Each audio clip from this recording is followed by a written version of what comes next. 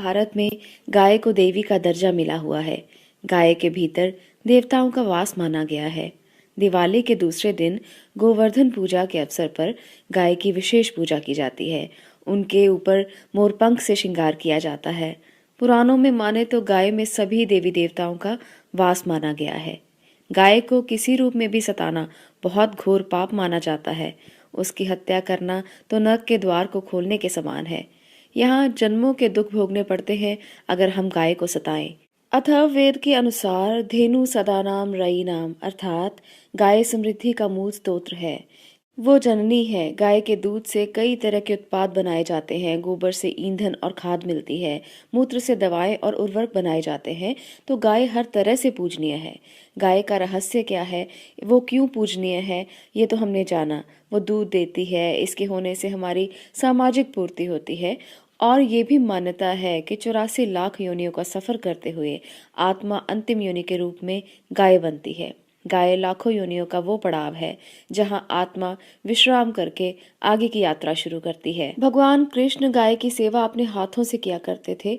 उनका निवास भी गोकुल या गोलोक बोला जाता है। इतना ही नहीं, गाय को कामधेनु के रूप में सभी इच्छाओं को पूरा करने वाला कहा गया है। हिंदू धर्म में गाय के इस महत्व के पीछे कई कारण हैं। कई धार्मिक और वैज्ञानिक दोनों तरह के कारण छिपे हुए हैं गाय की सेवा करने के लिए। गाय को गौ माता क्यों कहते हैं? ब्रह्मा जी ने जब सृष्टि की रचना की थी तो सबसे पहले गाय को ही पृथ्वी पर भेजा था। सभी जानवरों में मात्र गाय ही एक ऐसा जानवर है जो माँ का शब्द उच्चारण करता है। इसीलिए माना जाता है कि माँ शब्द की उत्पत्ति गोवंश से ही हुई। गाय हम सबको माँ की तरह अपने दूध से पालती पोसती है। आयुर्वेद के अनुसार माँ के दूध के बाद बच्चे के लिए सबसे फायदेमंद गाय का दूध ही माना जाता है। धार्मिक आस्थाओं में भी जाएं तो गौ पूजा से मनोवांछित फलों की प्राप्ति होती है, ये माना गया है। घर में समृद्धि के लिए गाय का होना बहुत शुभ कहा गया है। विद्यार्थियों को अगर अध्ययन होने में कोई प्रॉब्लम आती है तो गाय की सेवा करना बहुत अच्छा रहता है। उनके सर पर हाथ फेरने से मानसिक तेजी होती है, मानसिक विकास होता है। संतान और धन की प्राप्ति के लिए गाय को हरा चारा खिलाना चाहिए, उसकी सेवा करनी चाहिए। इसके परिणाम स्वरूप आपको अपार धन की यानी कि माँ लक्ष्मी की प्राप्ति होती है। भविष्य पुराण के अनुसार गाय के सींगों में तीनों लोकों के देवी देवता विद्यमान रहते हैं। सृष्टि के रचनाकार ब्रह्मा और पालनकर्ता विष्णु गाय के सींगों के निचले हिस्से में विराजमान माने जाते हैं। गाय के सींग के मध्य में शिव शंकर विराजते हैं और गौ के ललाट में माँ गौरी और नासिका भाग में भगवान कार्तिका का विराजमान माना जाता है।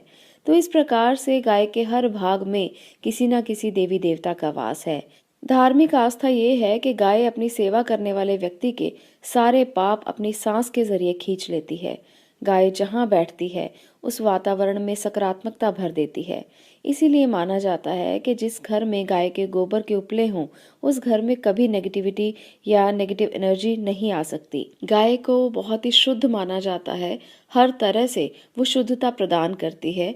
गाय सारे पापों को अपने अंदर समाकर उस जगह को शुद्ध कर देती है जहाँ वो बैठती है। एक तरफ जहां गाय का गोबर पवित्र कार्यों के दौरान घर को लीपने के लिए प्रयोग किया जाता है, वहीं दूसरी तरफ गाय के गोबर से हवन करने के लिए भी सामग्री बनाई जाती है।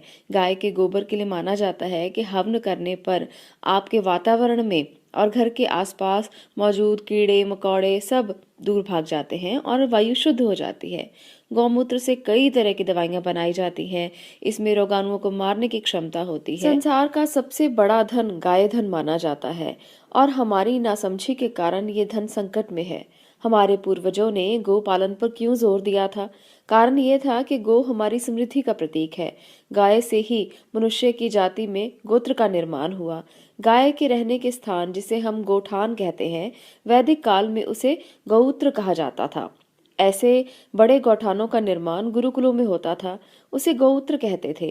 कालांतर में ऋषियों के यही कुल गुरुकुल गोत्र कहलाए और इनसे हिंदुओं में कुल खानदान की पहचान बनी। गौ माता सर्वदेवमयी है। अथर्ववेद में रुद्रों की माता, वसुओं की दुहिता, आदित्यों की स्वसा और अमृत की नाभि संज्ञा से विभूषित किया गया है गौ माता को। गौ सेवा से धर्म, अर्थ, काम और मोक्ष इन चारों तत्वों की प्राप्ति होती है। अगर हम गांव में 33 करोड़ देवी देवताओं की पूजा करना चाहें तो भी कर सकते हैं। उनकी पीठ में ब्रह्मा का वास, गले में विष्णु का वास, मुख में रुद्र का वास माना जाता है। ऐसा करने से संपूर्ण देवी देवताओं की आराधना केवल गौ माता की सेवा करने से प्राप्त होती है। शास्त्रों में ये भी लिखा गया है कि गौ सेवा से मनुष्य को धन, संतान, दीर्घायु प्राप्त होती है। गाय जब संतुष्ट होती है तो वो समस्त पाप तापों को दूर करती है। गोधन, गौ सेवा और गोदान ये तीनों ही बहुत महत्वपूर्ण है। गोदान करने से अक्षय स्वर्गलोक की प्राप्ति होती है। गाय के शरीर में सूर्य केतु नाड़ी होती है जो सूर्य किरणों को पीती है। इसलिए गाय के गोबर और मूत्र में सात्विक पावर पैदा होती है और मरते समय भी गाय के गोबर का लीपन व्यक्ति के ऊपर किया जाता है और उसे उस तरह से सुलाया जाता है। तो इस तरह से गाय हमारे लिए जन्म से लेकर अंत तक हमारे लिए पूजनीय है।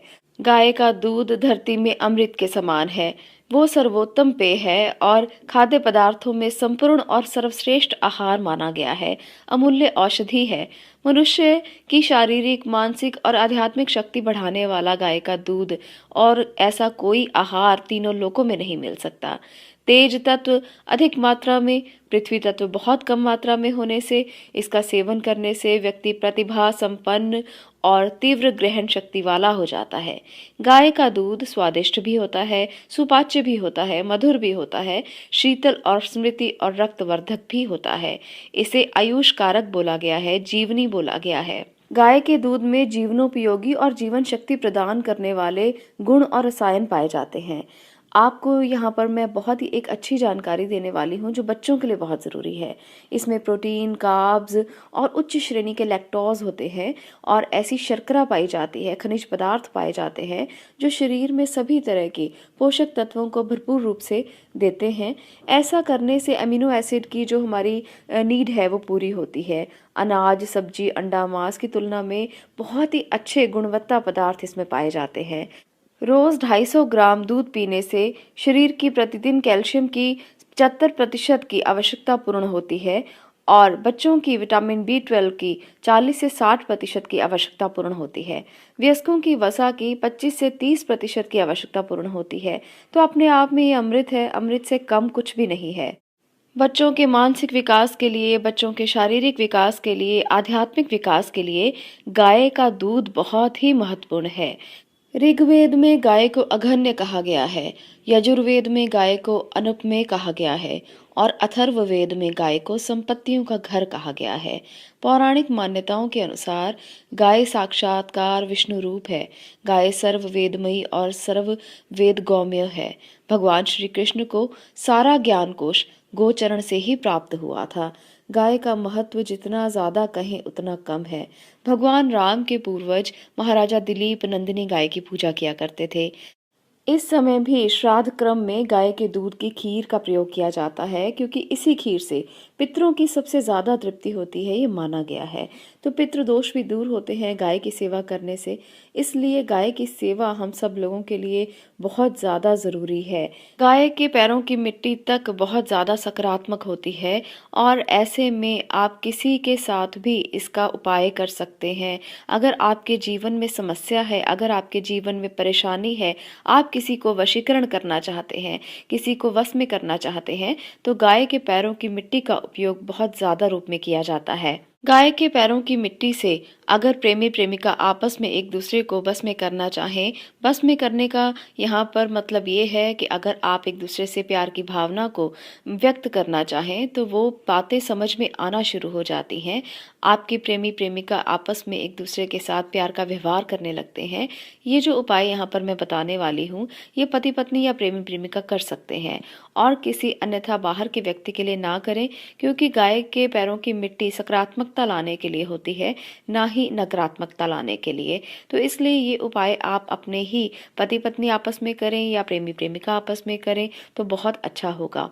ऐसे में आप गाय के पैरों की मिट्टी ले आएं और किसी को भी जिसको आप वश में करना चाहते हैं उसकी फ़ोटो ले लें और इन दोनों को इकट्ठा डालकर रख दें। अब आपने क्या करना है, आपने उस फ़ोटो को निकालना है और 221 बार ओम मंत्र का जप करना है।